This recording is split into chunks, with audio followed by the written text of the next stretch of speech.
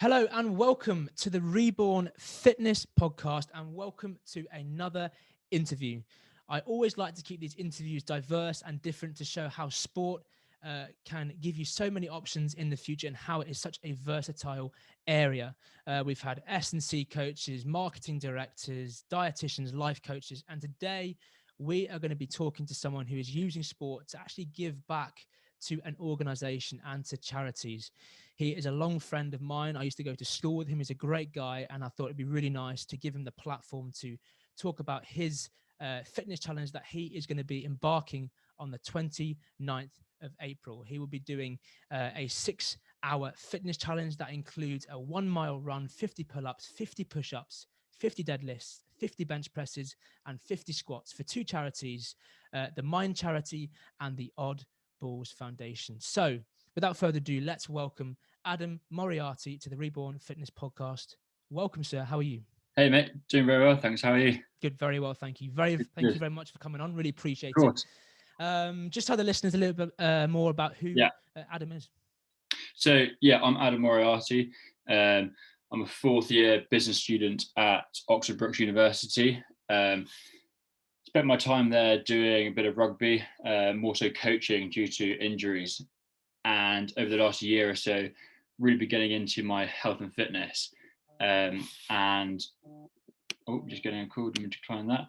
And like Timmy said, on the 29th of April, I'm doing a 6-hour CrossFit inspired fitness challenge to help raise money for the OddBalls Foundation, which is an organization helping raise awareness and money for testicular cancer, and Mind Charity, which I'm sure most people are aware of, but are a mental health support organization basically. And so I'm doing that circuit that Timmy said just now, every hour for 6 hours. So it's going to be pretty tough, but started training last week, so doing a 10-week training plan for that, and hopefully by the time it comes around, we'll be ready to go. I love that. That's awesome. And talk to the listeners about your journey in fitness, and especially this latest fitness challenge. What brought that about? What inspired you to start getting more into your health and fitness? Yeah. So I've always been I've always had health and fitness as part of my life from the young age.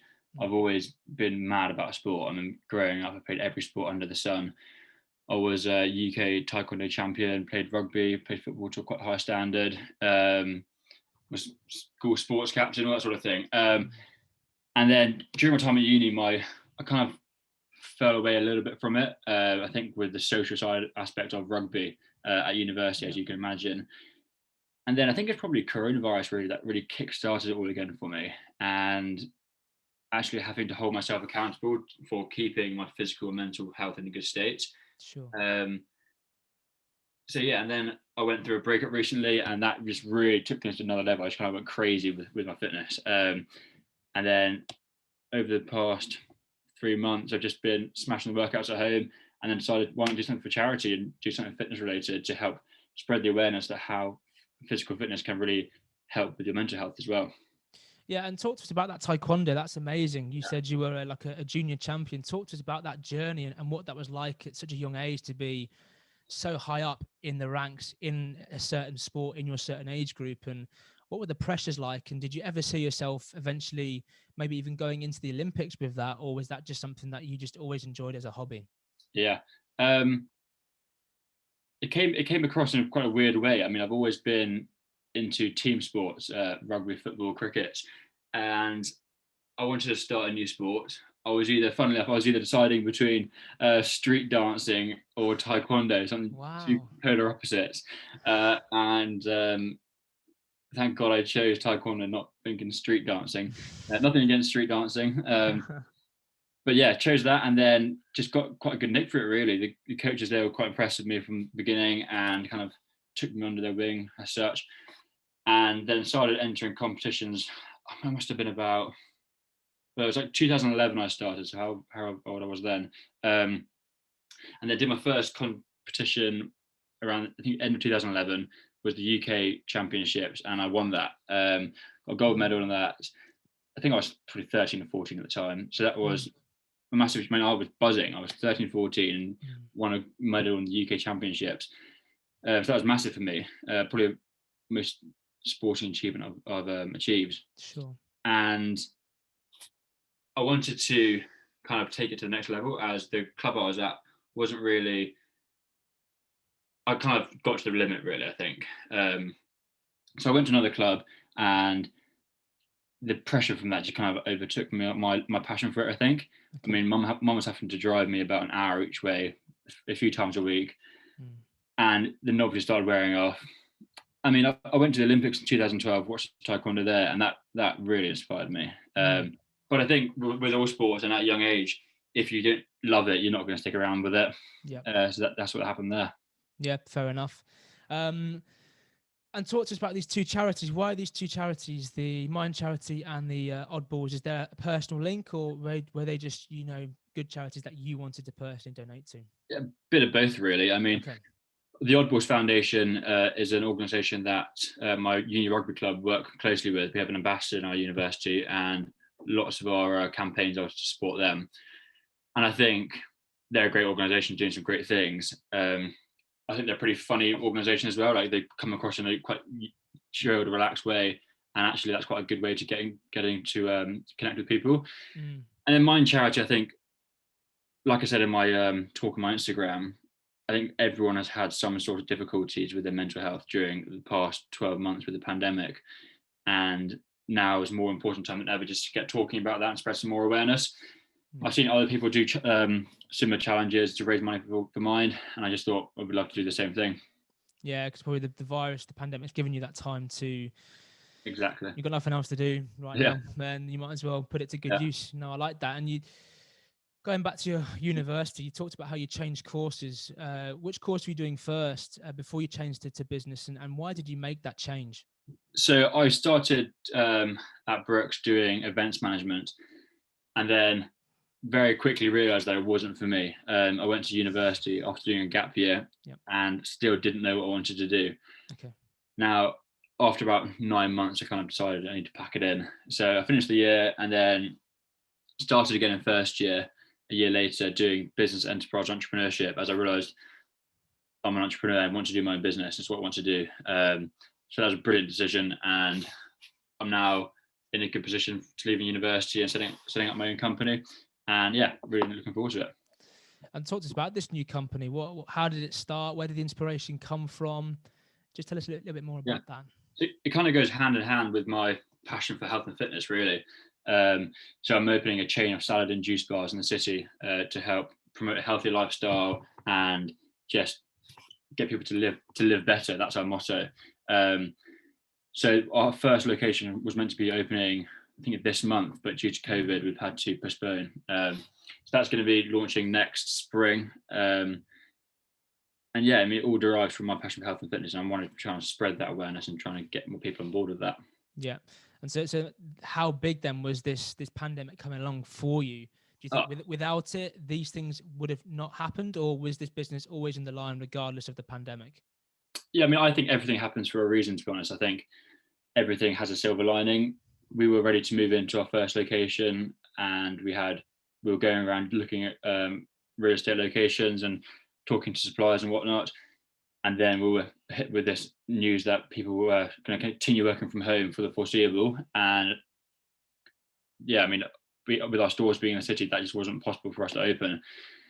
But I guess having this time to have some more time to myself and everything, and not having the business start this year, has kind of allowed me to explore my health and fitness a lot more. And actually, it's probably going to be beneficial to the business as well moving forward. So, that's the silver lining in this case. Yeah. And going back to university, you talked about that blip you had where you started to not take care of yourself, lose. What influenced that? Was it social pressures? Was it trying to fit in? Was it just slacking off? And how did you manage to grip that, come out of that, and get back on a more healthier path?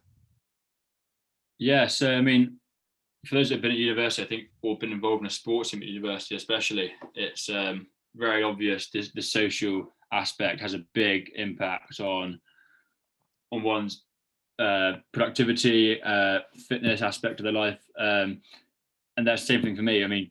obviously going out boozing a few times a week isn't healthy. You got to have fun when you're younger completely.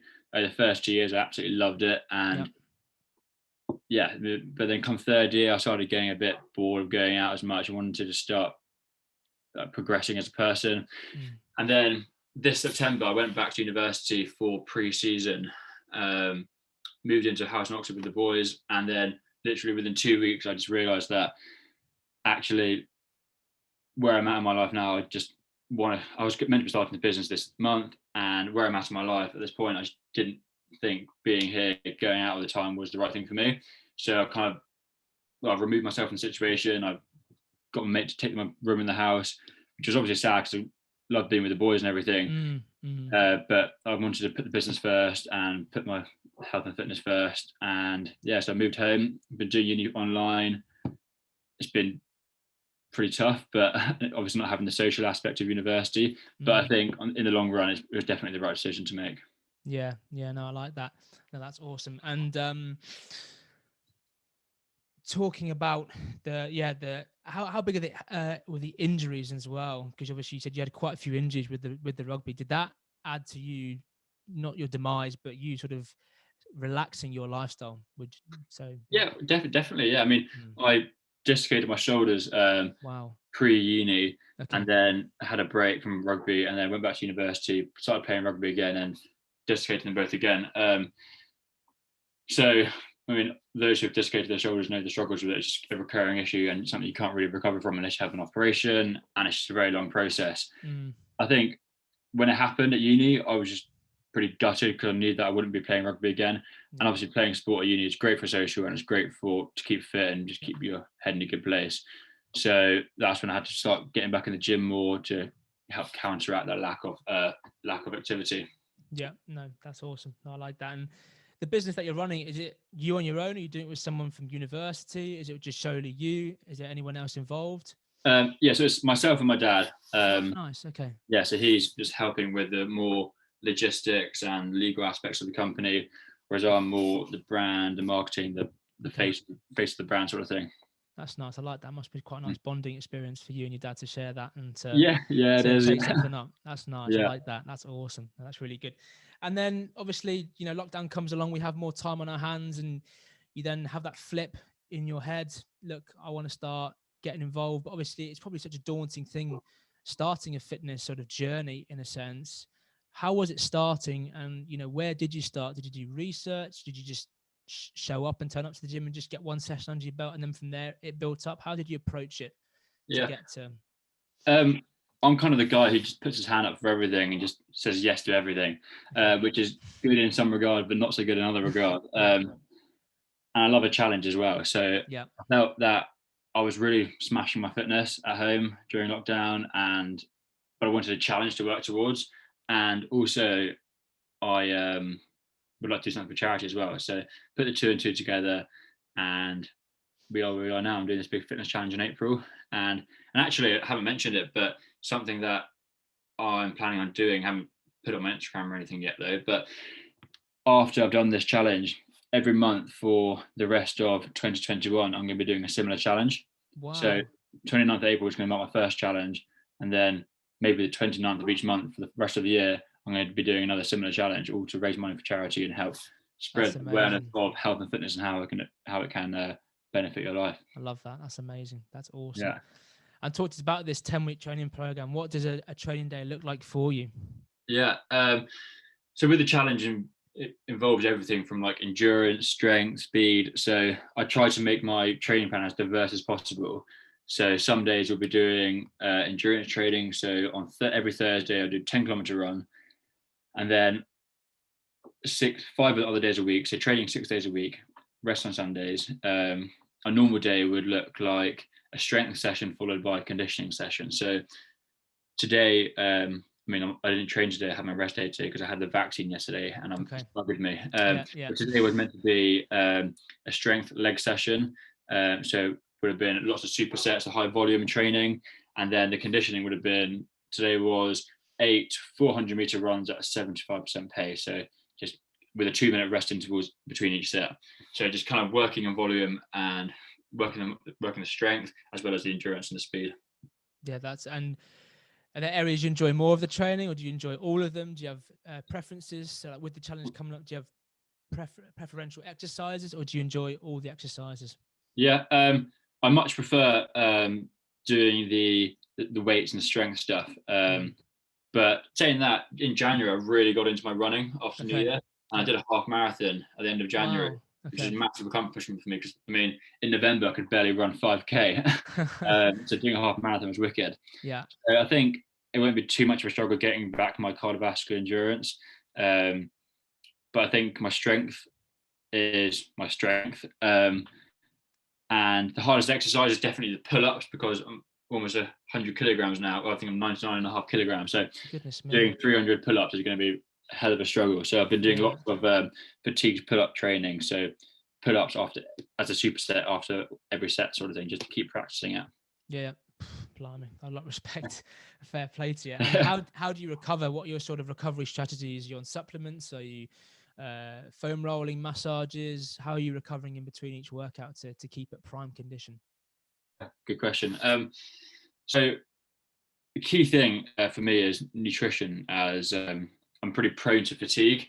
So day to day, I will, for meal one, I'll have oats and maybe some eggs, and then the night before I'll always prep my lunch. It'll be chicken, rice, and broccoli.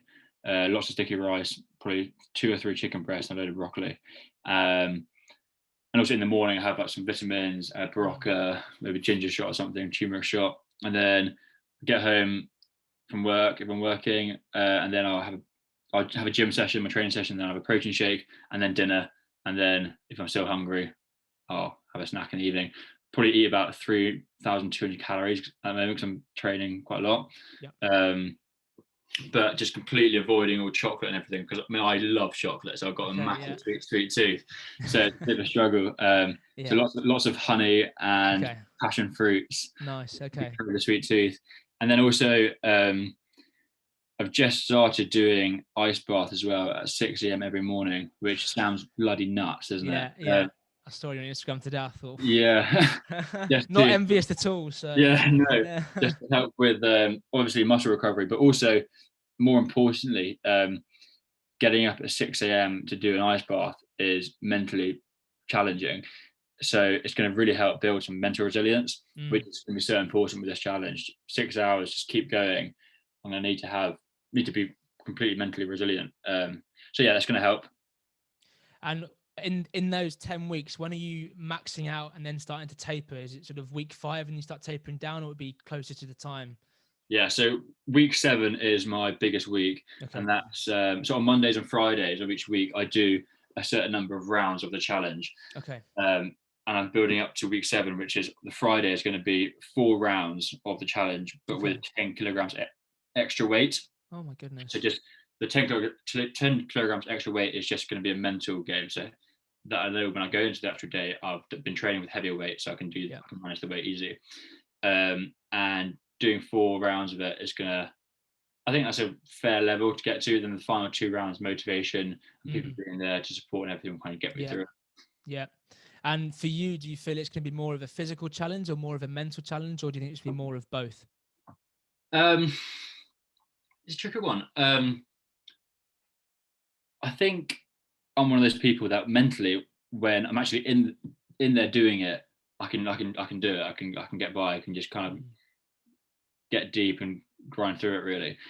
But the leading up to it as well, I kind of have that stress, anxiety, or worry about it. But I know for a fact that when I'm in there doing it, I'll be able to do it. I mean, I did the half marathon in January, like I said, and before doing the half marathon, all I did was a 15-kilometer run. So the extra 7 kilometers, another third, that was all the mental game, just getting me through it. So mentally, I think I'll be okay. And physically, it will be a case of just the final few days prepping with food and everything, like carb loading and everything, just making sure I don't fatigue on the day. Just the nutrition and like fuel and everything on the day to keep me going as well. So I think I'll be okay, but it's going to be hard, obviously. Sure. And how many hours a night are you sleeping? Because obviously sleep's massive to recovery. Do you have like a specific time? You obviously waking up at 6. Do you have like a specific time every single night you're going to bed? Yeah, so I try to get in bed at 9:30. Okay. Try to be asleep by 10. Normally asleep by like 10:30. So yeah, I mean, I'm getting a fair amount of sleep. I'm recording my sleep on one of those app thingies. Okay. Yeah. I always think I sleep better than it says, which is quite annoying. Okay. It means Yeah. I'm not sleeping very well. Yeah. But yeah, have a tea before I go to bed. Nice. Knock Okay. me out. Yeah. I like that. That's good. And have you contacted like a dietitian for this, or have you got like a trainer that's helping you? Are you just solely doing this on your own through your own research? Yeah, I mean, I've always been pretty interested in like nutrition and fitness and everything. So I think I've got a sort of basic understanding and basic knowledge to get me by and do my own thing, which I'm doing. I've got a friend from uni who's just started personal training, and so he's going to be there helping me on the day, just as Okay. like motivating me and just like spotting me and everything. Yeah. And I sent him my training plan to have a look at, and he made a couple of adjustments. So yeah, did it both really. I like it. That sounds good. And how can we donate to this Yeah, great event that you're doing? What are the details? How can awesome. we help? So I've got a GoFundMe page, which has the link in my Instagram bio. So my Okay. Instagram's AA_Moriarty. So links in there explains what I'm doing, all the challenge information, and also there's a video on my Instagram, just me explaining to the camera what I'm doing. So if you want another read of that or another watch of that, go over there and have a watch. And how much are you hoping to raise out of this? Have you got a figure, or are you just seeing how it's going to go? Well, the target was £1,000, Okay. and I was blown away to see that we did that in 18 hours of me Wow. actually advertising the challenge. Love So that. I changed the target to 1,500. I think we're now on 1,350. So Okay. almost done. So I think by the end, I'm really hoping to get maybe 2.5 grand raised. Wow. So over 2 months away now. So I think that's a realistic Fantastic. goal. Let's just keep promoting it and just Yeah. keep them talking about it. And I mean, it's not just about the money, it's also about spreading the awareness and get people Absolutely. to charities. Absolutely. And the further challenges that you're going to do in the future, will they be the same charities? You're going to try and pick a different charity each time that you do a challenge? So what I was thinking was get my followers on Instagram to decide the challenge and the charity. Okay. So at the end of each month, just do a little, I don't know, maybe one of those poll thingies, got to figure it out. Yeah. And just get people to decide what I'm going to do and who I'm going to raise money for. And do you even potentially think in the future, because I was thinking with the way you're training and the sort of the challenges that you're doing, would you ever consider going into something like CrossFit? Oh, mate, I'd love to. Yeah, I'd love to. Yeah. So I'm actually, because I can't start the company this year, I'm actually moving to Bali for 6 months. Oh, wow. In June with Ali. Actually, Ali's going Nice. Ali's going for the foreseeable. And there's some brilliant CrossFit gyms out there, which I'm definitely going to get involved with because CrossFit is wicked. I've been kind of doing CrossFit oriented training at home, and I love it. So yeah. Awesome. No, I love that. And how can we support this business? Do you have social media pages launched yet, or not quite yet?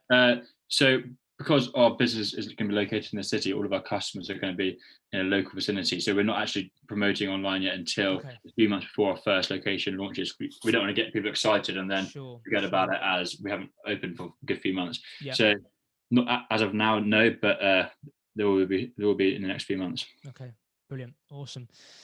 Well, that's amazing. So there you go, guys. Go and check that out. Go and support him. Go to that GoFundMe page on his Instagram and go and donate to this fantastic challenge that he's going to do. And before we finish, we're going to always finish with our classic quick fire question round. So you up for this? Yeah, definitely. Let's go for it. Yeah. Okay. So question 1 is milk or dark chocolate? Dark chocolate. Common answer. Very good. Number 2 is, if you could have lived in another decade or era, which decade or era would it have been? I like where we are now. Yeah, I like that. Yeah, I mean, I think the world's going in a good direction. I mean, it's been a pretty soddy couple of years, but I think it's nice to be in a time where everything's been modernised, and yeah, I mean, I'm enjoying life right now, so we want to be in there. Well, good answer. I like that. No, I like that. You're hosting a dinner party and you can have 3 people at your dinner table, dead or alive. Who would be at your dinner table? One would be Ross Edgley, just kind of the goat and the absolute goat in what I'm doing at the moment, trying to get involved with. I would say David Attenborough. Yep. Probably a classic. And The Queen, probably another classic, I because like that. No. I'm pretty sure she'd have some interesting stories if Yeah. she could tell them. Yeah, absolutely. No, I think she could. She speaks unbelievably for her age. She's still Yeah, she does. incredible for her age. So, no, that's a good answer. So, the movie of your life is coming out. Who would you like to portray yourself in your movie? Ooh,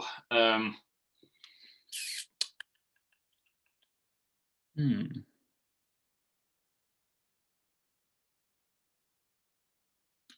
I would say, I don't know. That's just you stubbed me. Okay. Let's go with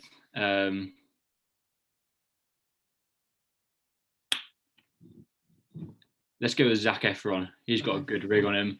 He's a funny bloke. Yeah, I like that. Fair, good answer. Okay, good. I like that. No, fair enough. Okay, what are your current favorite TV shows, past or present, that you're watching or have enjoyed watching? I don't really watch much TV. I watch a lot of YouTube. Okay, Because I'm really impatient, so I can't really manage a movie or a okay, long series. that's fair Um, enough. Recently, I've been watching lots of Ross Edgley's videos. I Okay, mean, as I'm sure you can tell, I'm a big fan of him at the moment. yeah, yeah, So yeah, lots of YouTube videos. fair enough. No, I like that. And lastly, what are your current top 3 songs on your Spotify or Apple Music playlist at the moment?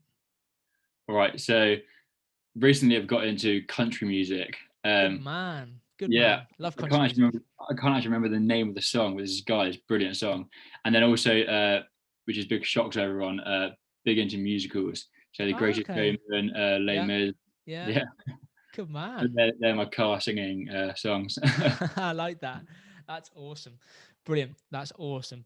Well, there it is. There it is. Go and support him. Go and check his Instagram page out and go and donate. And go and support. Can we? Are you like live streaming this, or do we have to like turn up and Yeah, watch you on the day? You're gonna live stream. on the day I'm gonna be live streaming the whole thing on my Instagram. Perfect. Okay. I'll give all the information for times and everything Perfect. well before the day. Yeah, Awesome. thanks very much, mate. Very, very kind to have me on. No, you're welcome. So I'll leave you to wrap up with the floor with your biggest piece of advice for our listeners. Good question. I think if you want to do something, don't think twice about it. Just go ahead and do it. I think if the pandemic's taught us anything, it's that we have to just take full advantage of what we have, and just say yes to everything. I've always said yes to things in my life, and some things haven't worked out quite well, but other things have. And hopefully, I'm doing the right thing to get me where I want to be in the future. Doing things like this, just taking on challenges and trying to smash them. Adam Moriarty, you're an absolute legend. Thank you so much for your time. Cheers, mate. Best of luck on the 29th. I'll be definitely donating and tuning in. Thank you very, very much. And I know our listeners will definitely get behind you and definitely be donating and tuning in. So go and do that. There Cheers, he is. buddy. No worries. Thank you, sir. Appreciate you. Cheers, Thank pal. you very much. That's it, guys. So go and check him out. Thank you very much for listening. Another episode done. So I will see you all same place, same time next Friday, 2 p.m. for another fantastic interview here on the Reborn Fitness Club podcast. But until then, from me and Adam Moriarty, thank you for listening. Take care and bye for now.